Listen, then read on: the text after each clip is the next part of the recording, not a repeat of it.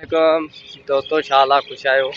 उम्मीद हूंदी त तव्हां दोस्त सभु ख़ुशि अथव ऐं असां सिंधी भाइर आहियूं तव्हांजा। ऐं असांजे यूट्यूब चैनल खे असांजे रेस इफ्तिखार अली तुंहिंजे नाले सां सब्सक्राइब कंदव, तव्हांजी वॾी महिरबानी थींदी। ऐं असांजो ॿियो जेको असांजो बहितरीनु दोस्त, मुंहिंजो नंढपण खां वठी दोस्त, गॾु घुमण वारो दोस्त, अॼु मीरो खान शहर में हिकु चकर वरी वापसी आयो आहे। हुनखे भलीकार चऊं था। वधीक तव्हां पाण मुखातिब थियो हुन दोस्त सां, गौर अली मस्तु जी। गौर अली वॾी महिरबानी इफ्तिखार साईं, तव्हांजा लख करोड़ लख लाइक तव्हां असांखे एॾो मान ॾिनो त तव्हांजो पंहिंजो ॼातल सुञातल गौर मस्तु रेस इफ्तिखार जे चैनल खे लाइक कयो, सब्सक्राइब कयो ऐं ख़ुशियूं माणियो। ऐं असां हाणे हींअर वञूं था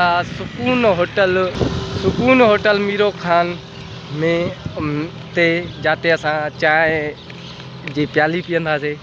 ऐं असां चांहि जो त हिकु बहानो हूंदो आहे, कचहरी बि कंदा आहियूं पाण में। हिकु गॾिजाणी बि काफ़ी टाइम खां बाद मिलिया आहियूं ऐं वधीक तव्हां सां गॾु थियूं था।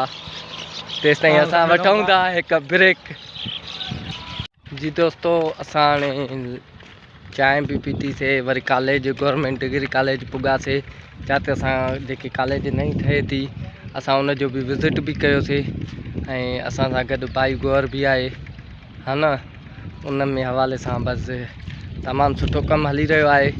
इहा असांजे पाकिस्तान पीपल्स पार्टी जी महिरबानी।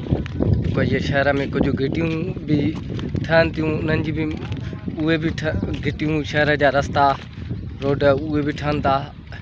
इंशाल्लाह उहे जल्द कामयाबु थींदा। इफ्तिखार साईं, मां हिन वीडियो जे थ्रू ख़ासि तौर ते मीरो खान जे शागिर्दनि खे चवणु चाहींदुमि त हीअ शइ तव्हांजे लाइ आहे ऐं हीअ तव्हां सां ई आहे। त कोशिशि कयो हिनखे आबाद रखियो, छो त तव्हां जेकॾहिं हिते ईंदव त इहा शइ हली पवंदी। हीअ तव्हांजी सहूलियत आहे ऐं तव्हां वॾा ख़ुशि नसीब आहे, तव्हांखे अहिड़ियूं नेमतूं मिलनि थियूं।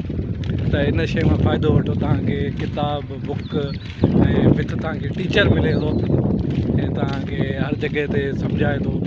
त हीअ शयूं तव्हांजे लाइ आहिनि, तव्हां सां ई आहिनि। ही तव्हां निकिरो, शहर जो नालो रोशन कयो, शहर खे पंहिंजा ऑफिसर ॾियो ऐं शहर खे पंहिंजा जेको आहे सो सुठा सियासतदान, पढ़िया लिखिया सियासतदान ॾियो, सुठा ऑफिसर ॾियो। त माना रोशनी, इल्मु जेको आहे रोशनी आहे, इल्मु करायो। ऐं ख़ासि तौर ते हीअ जेको इदारो ठहियो आहे, पोइ लाइब्रेरी विथ कॉलेज आहे, रेस इफ्तिखार विज़िट कराई असां सां ई आहे। जेकॾहिं इन शइ खे असां आबाद कंदासीं त इहो इदारो हली पवंदो।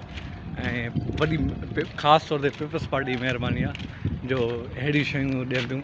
ऐं काफ़ी शयूं जेके पीपल्स पार्टी कमु करे थी, लेकिन ख़ासि तौर ते असांजो शहर नंढिड़ो आहे ऐं नंढड़े शहर में एॾियूं वॾियूं सहूलियतूं, इहा वॾी ॻाल्हि आहे।